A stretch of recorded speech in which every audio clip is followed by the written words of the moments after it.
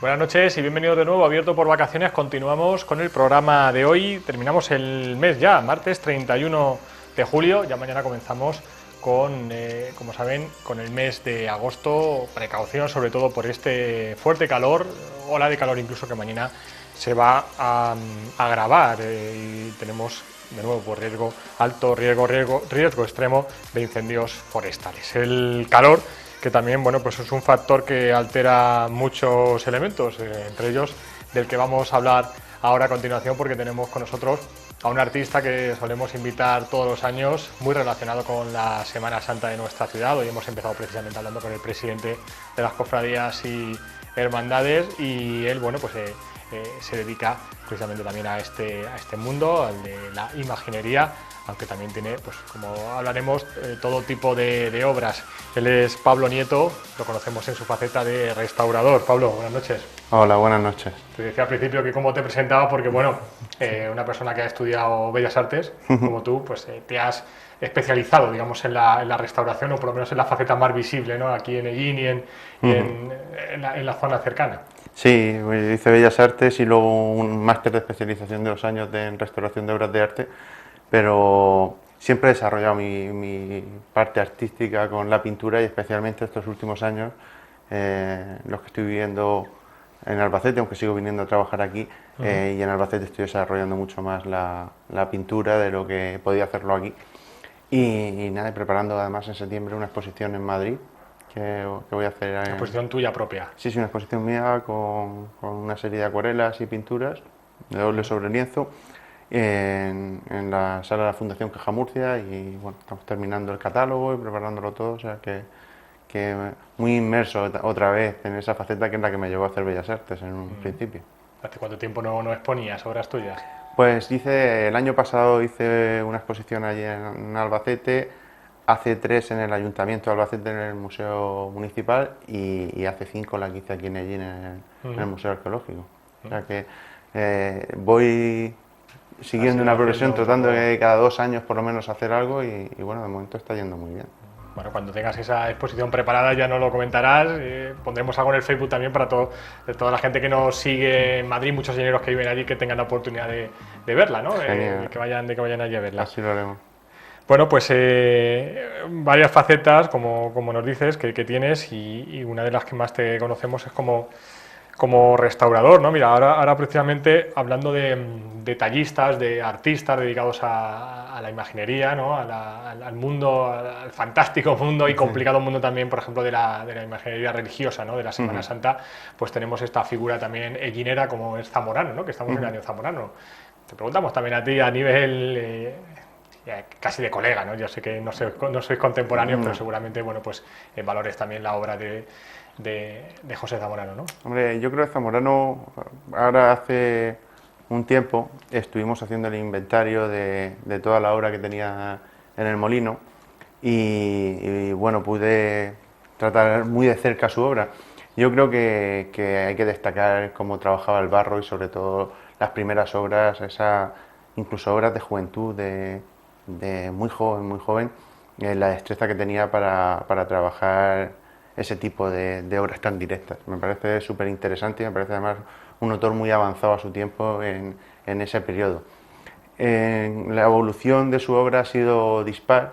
Sí que es verdad que es un artista que en sus últimos años trabaja de una manera muy diferente a como trabajaba los primeros, pero bueno, es un autor local, lo hemos tenido aquí, tenemos una colección preciosa de obras, incluso en casas particulares ves obras muy interesantes, y tenemos que conseguir entre todos ponerlo en valor y ponerlo en el lugar que se merece, que creo que es muy alto dentro de la localidad, dentro de allí. Sí. Ha tenido su homenaje, porque es verdad que, bueno, salvando las distancias, hemos visto procesiones específicas de escultores, como puede ser Salcillo en Murcia, y aquí hemos tenido nuestra procesión de zamoranos, ¿no? O sea, es algo que bueno, le honra, que tiene tantas imágenes y de tanta calidad tan valoradas. Sí, fue un momento muy bonito cuando se hizo el homenaje con la procesión de los zamoranos, estuvo muy bien, y luego el patrimonio que tenemos aquí pues es muy interesante. Hace falta, pues eso, ponerlo en valor y darle la repercusión que se merece. ¿Qué has tocado tú de Zamorano? Bueno, muchas obras, Mucho, ¿no? muchas, sí, tanto Cristo de la Caída, la Virgen del Perdón, la Virgen de las Penas, o corrinicos, de particulares, varios bustos muy interesantes, mucha obra de Zamorano, la verdad la he tratado muy de cerca. He tenido el Yacente de Tobarra, una serie de piezas bastantes. Y de hecho ahora estoy viendo algunas en Albacete de cofradías de allí para ver si afrontamos los procesos de restauración. Lo conozco, creo que no supe, porque fue culpa mía, no supe afrontar esa conversación con él cuando él estaba vivo, que me recomendaron que fuese a hablar con él, unas personas y otras que no, y no supe actuar en ese momento. Me quedé con las ganas de conocerle. Tampoco tenía muchos amigos, por lo que dicen los que sí, le conocían, era una persona muy reservada y que contaba muy pocas cosas. Ese fue el motivo, es una persona a la que se maltrató muchísimo en las restauraciones. Se le hicieron restauraciones a sus obras que fueron muy agresivas y que lo trataron muy mal a él como artista, porque las cambiaron completamente. Y él, cuando yo empecé a restaurar su obra, pues a mí me llegaba por parte de gente que lo conocía, que le gustaba mucho cómo trabajaba, pero nunca me atrevía a ir, puesto que es una persona que se ofendía mucho cuando le tocaban todo lo que había hecho él. Tenía razón, porque hubo obras suyas a las que se hicieron verdaderas salvajadas, y como artista ver que te cambian el color de una imagen, ver que te la pintan encima, ver que te la maquillan, pues eso es una cosa que tiene que doler mucho. Entonces entiendo que fuese una persona que estuviese muy dolida con la gente que había tocado sus imágenes y con los restauradores o denominados restauradores que habían hecho esos trabajos. Y ese fue el motivo por el que nunca fui a conocerlo.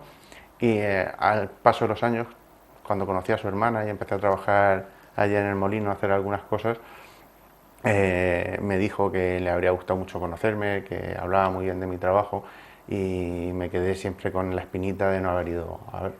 Pero bueno, cosas que pasan. Y bueno, es por lo que decimos, que pasa muchas veces, ¿no? Que lógicamente las restauraciones que se hacen de escultores que no están viviendo, pues ahí tienen que hacer otra persona, ¿no? Que entienda o no su forma de actuar, o que tenga su propio estilo a la hora de restaurar. Pero bueno, por ejemplo con Zamorano, no era el propio artista muchas veces el que restauraba, o pasa con otros, ¿no? Que el que restaura sus imágenes, porque ya pertenecen a una persona que las ha comprado y puede elegir quién las restaura, claro, ¿no? Yo creo además que es bueno que las imágenes, aunque sea el artista esté vivo, las restaure un restaurador. ¿Sí? Yo creo que sí. De hecho tenemos el ejemplo muy claro de San Juan de Zamorano de aquí, que él mismo lo repintó. Sí. Tenía una policromía preciosa y sin embargo lo pintó encima con una policromía mucho menos elaborada, incluso más vulgar, si se puede decir, y lo hizo él mismo. Sin embargo, cuando lo restauramos años después, recuperamos esa policromía primera, que era bellísima, era muy bonita, y fue él mismo el que la tapó. Eso siempre trae discusión si deberíamos haberlo hecho o no, pero yo creo que sí. Yo creo que los restauradores deben restaurar y los escultores o imagineros deben hacer su trabajo, y debe haber siempre una separación en el concepto del trabajo que se hace. Viniendo a colación esto, lo digo porque, mira, ahora me estaba acordando, tenemos que llamarlo, porque otros años lo hemos llamado también, Francisco Ruiz Oliva, que alguna vez lo hemos entrevistado, y bueno, pues él tiene el descontento desde el momento que se colocó la imagen del tamborilero, de los tamborileros, del pedestal, que él no le gustaba que estuviera tan bajo. Él siempre ha pedido aumentar 1 metro para que la gente no se pueda subir, por el tema de la vista, de la estética. Nunca le han hecho caso, el ayuntamiento, que es el propietario de la imagen, y ahora creo además que tenemos que hablar con él, porque creo que han retocado la pintura, además le han dado un tono que él tampoco está muy de acuerdo, por lo que decimos de los artistas, ¿no? Que haces algo pensando en que quede bien, y que luego pues te hacen una labor que te estropea a lo mejor la esencia. Evidentemente un artista, cuando crea una obra, la crea para un sitio determinado, para que se vea de una manera determinada, y tú no puedes cambiar esa posición en la que debe estar puesto. Si la pensó esa obra para verse de abajo de una manera, tú luego no puedes ponerla abajo para que la gente vea la vea distinta. Si pusiésemos el David de Miguel Ángel a la altura de la vista, pues veríamos unas manos gigantes, y claro, sin embargo, visto desde abajo, todo se queda proporcionado. Y luego, cuando digo que no se debe, creo que los escultores o imaginarios o pintores, cualquier artista en general, no debe restaurar su obra. Eso no quiere decir que cuando la restaures no cuentes con ellos. Es decir, sí puedes decir, bueno, voy a tratar esta obra, pienso hacer esto para devolverla como estaba y tal. No puedes pasar por encima de ellos tampoco y no tenerlos en cuenta. La primera persona que se le debe decir voy a restaurar un cuadro tuyo es al pintor. Y hablarlo con él y mira, quiero hacer esto, quiero recuperar como estaba antiguamente, quiero limpiarlo, quiero saltar, para que se convenza de la realidad, que es que lo que tú quieres es devolverlo a su estado original, a lo que él creó, no modificarlo.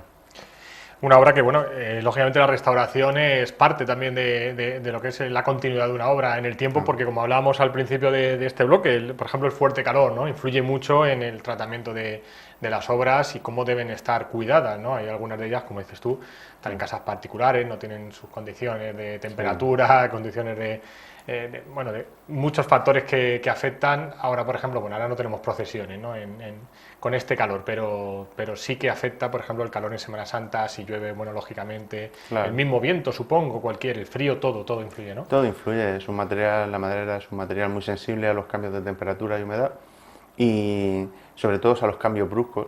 Entonces, pues las obras sufren, claro. Lo que pasa es que no podemos olvidar nunca, sobre todo las obras que salen en las procesiones, las obras que vemos en los tronos y que las vemos en las calles, que fueron creadas para eso. Entonces tampoco hay que ser bastante restrictivo, pero tampoco pasarnos, ¿no? Porque es evidente, si va a llover no podemos sacarlas, pero si empezamos a no sacarlas tampoco por determinada cosa, por otra, al final vivirían en los museos, lo cual está muy bien, pero tenemos que saber que son obras de culto y que están hechas para lo que están hechas.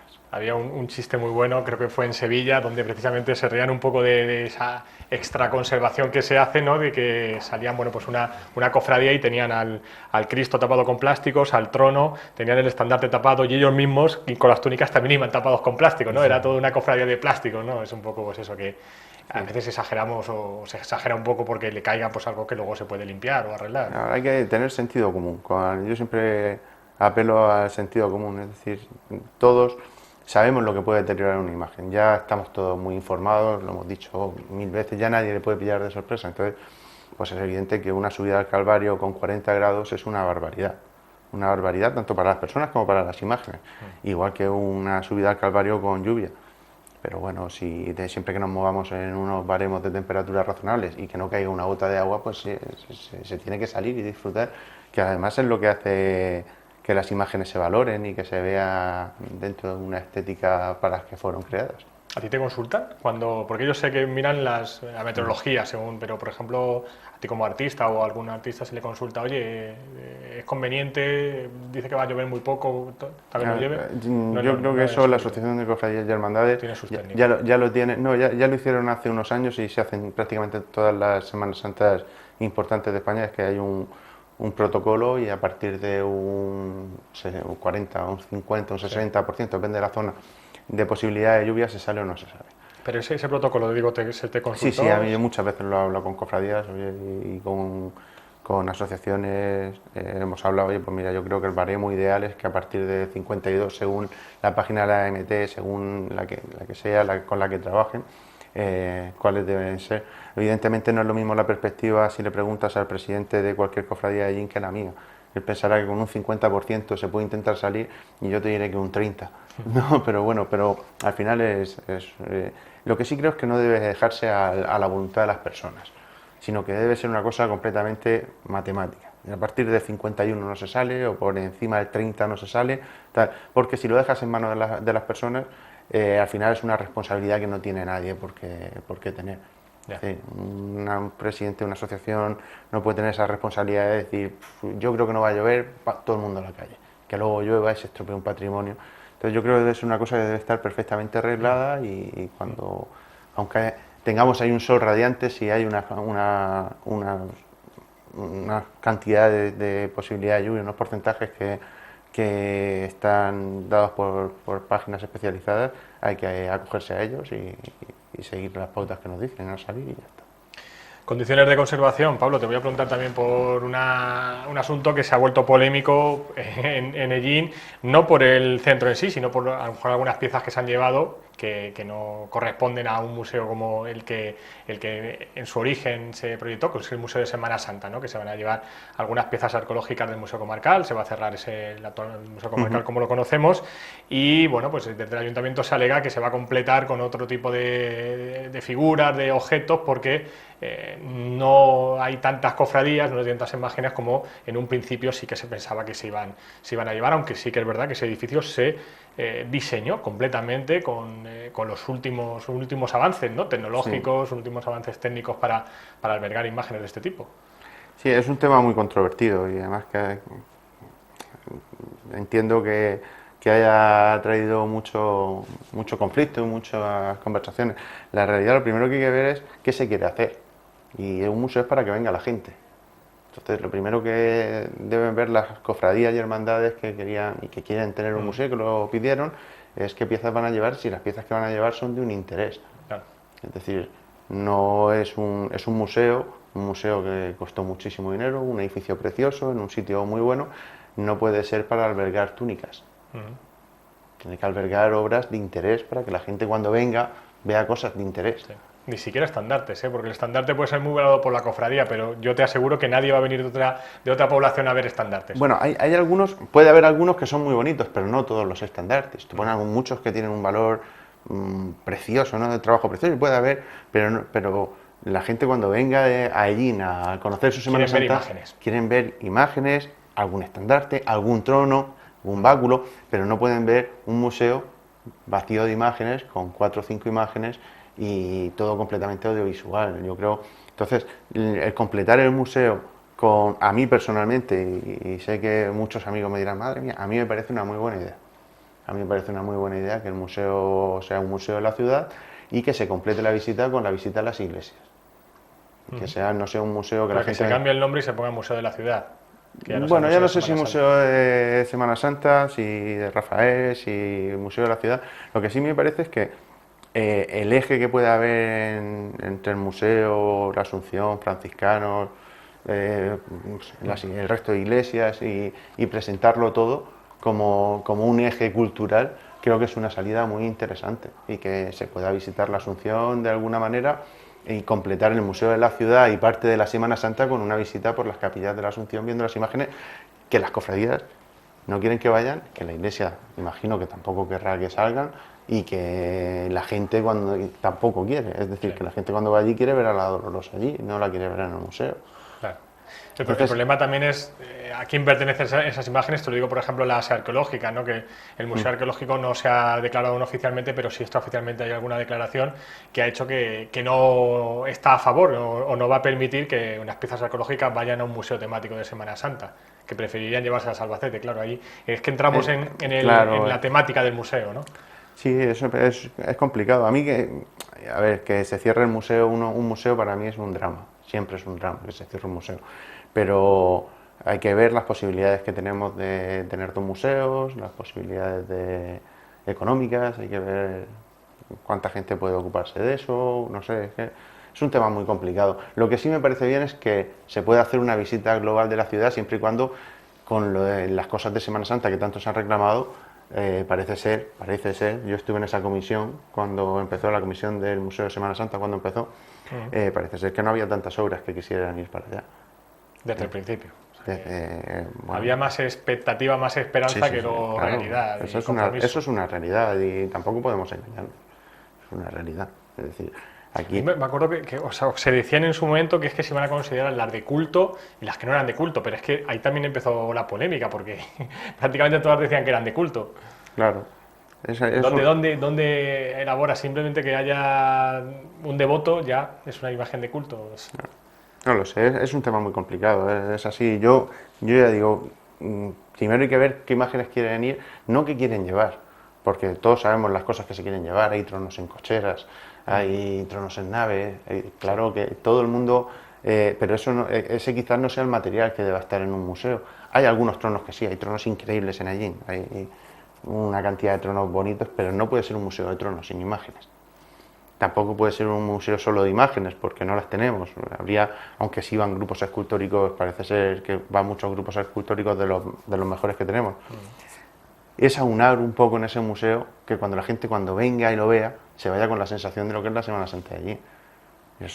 No puedes hacer un museo en el que la gente entre y diga, joder, macho, ¿esto qué? ¿Dónde se dejan los tronos? Claro. ¿Dónde se dejan los báculos que no tienen dónde guardarlos? O tal?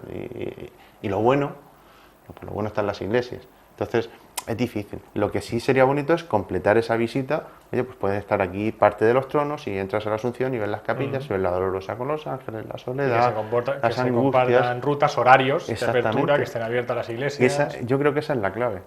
Y eso y potenciar... Señalización, que también falta. Claro, franciscanos, el casco antiguo, si lo tenemos todo en una visita preciosa en Ellín. Está todo muy reunido, puedes casi hacerlo, ¿por qué no tratar de explotarlo en vez de pelearnos entre si esto es arqueología, si esto debe, si no debe, si cerámica, yo creo que se puede aunar todo y potenciar esa visita. Y además creo que, lo hablaba el otro día con un amigo de aquí de Ellín, creo que es una de las salidas que necesita Ellín.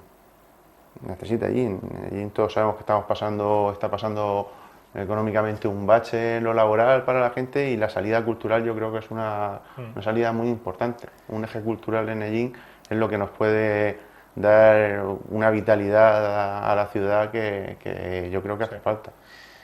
Cultura y turismo, ¿no? Que Claro. Tendría que ir unido en esto. Ayer teníamos a la concejala y bueno, le preguntamos por el Tolmo también, a todo esto de que decía que antes del final de legislatura que sí, que quería que se inaugurase, y nos decía que franciscano lo mismo, que también, que ya confiaba en que se abriese. Bueno, ya veremos a ver qué va a pasar. También tenemos ahí ese momento cerrado.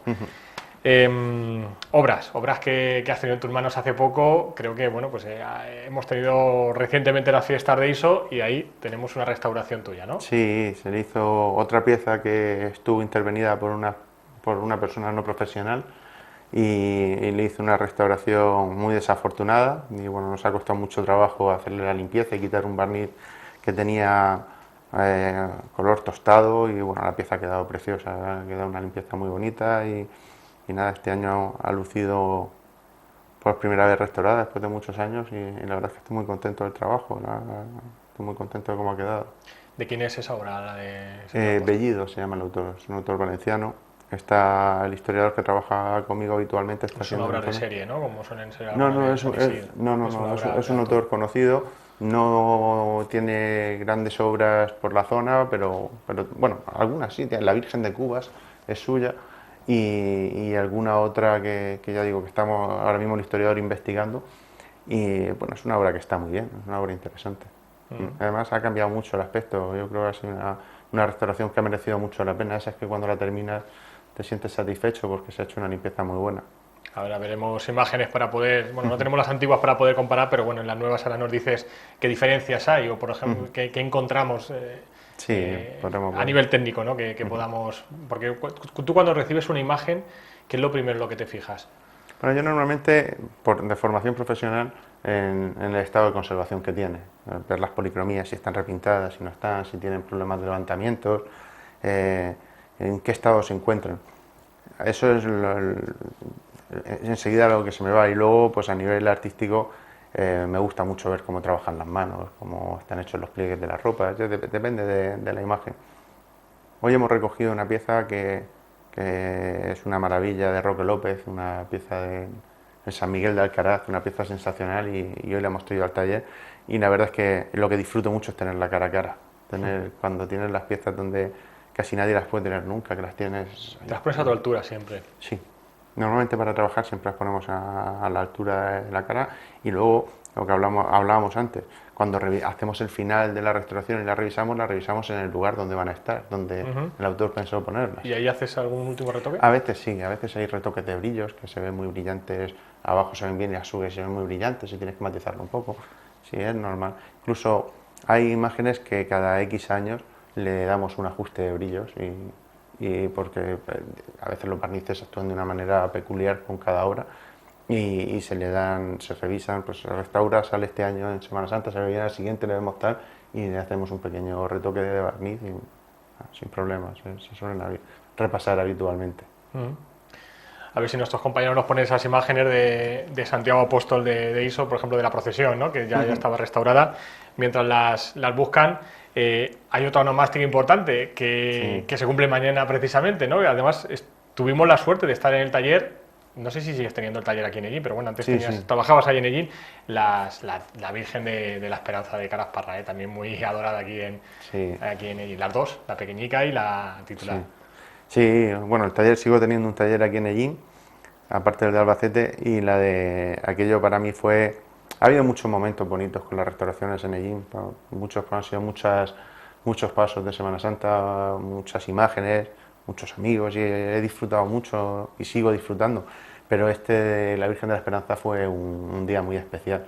La iglesia estaba llena, la imagen prepararon una ornamentación muy bonita, fue un día muy especial y creo que fue una oportunidad increíble, viendo a tantos sellineros que van continuamente al santuario, tener las dos vírgenes aquí en la iglesia de la Asunción, la verdad es que fue un momento increíble.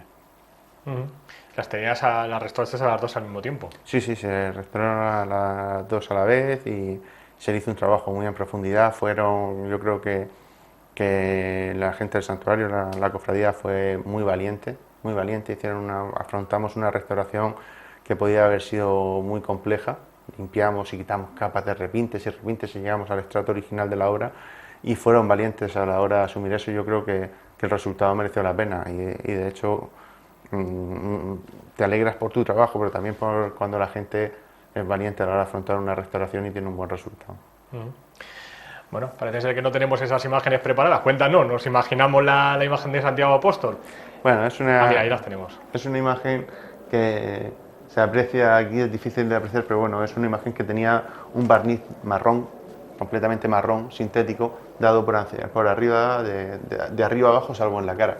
Con lo cual el tono del manto, en vez de ser marrón como el que tiene, así un poco grisáceo, pues era marrón chocolate.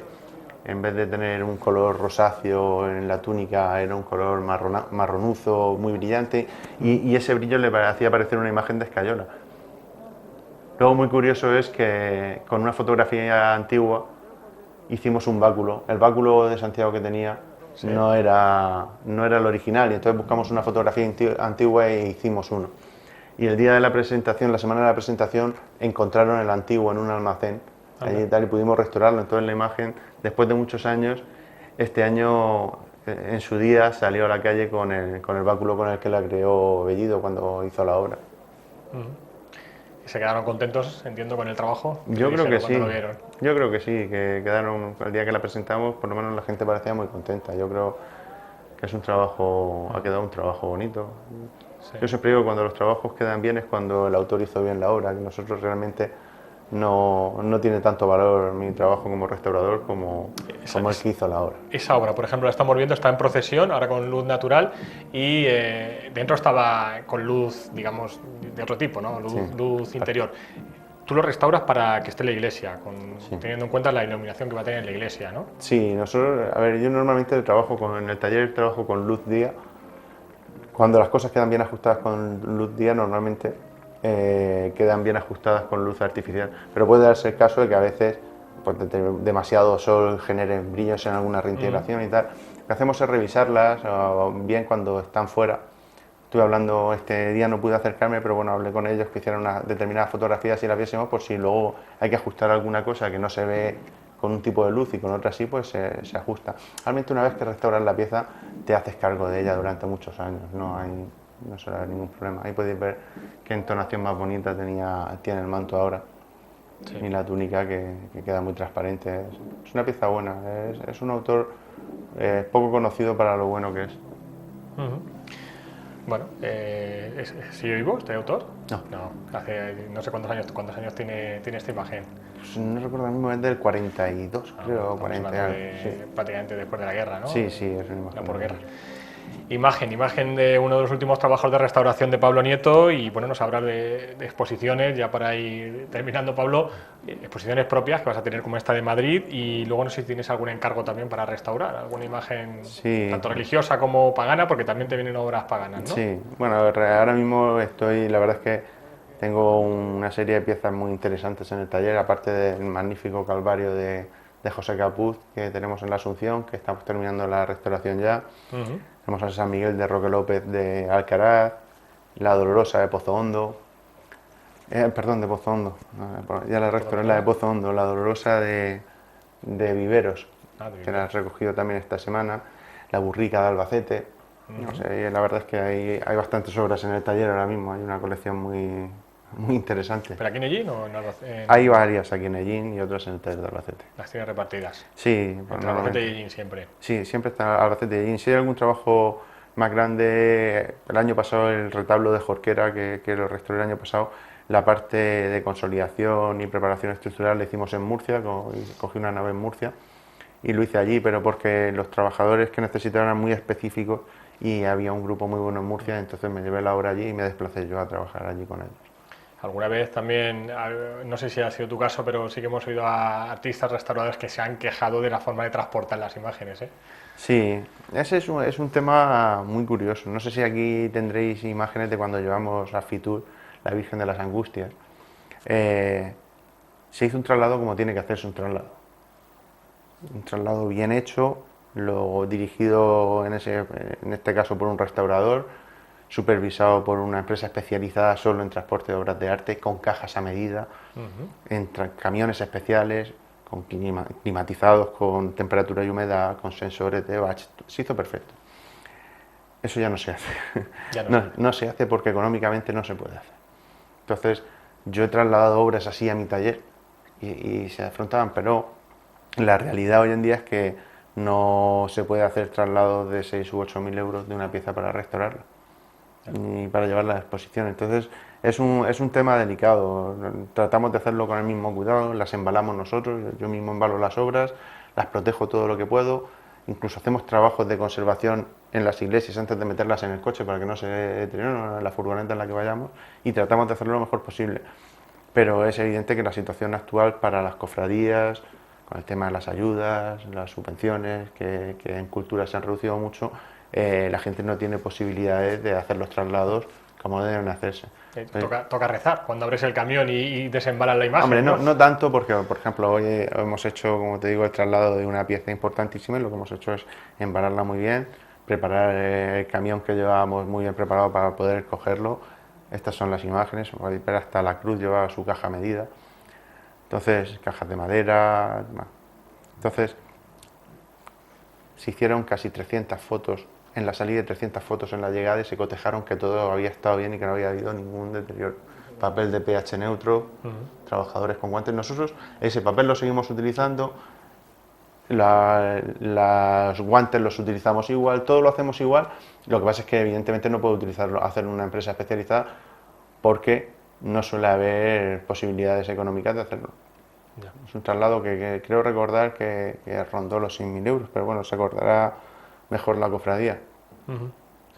Bueno, es excepcional, que debería ser así, pero como dices, las condiciones económicas no son. Las grandes exposiciones se siguen haciendo así, las buenas exposiciones, y debemos intentar que las cosas se hagan así, aunque a veces sabemos que no puede ser.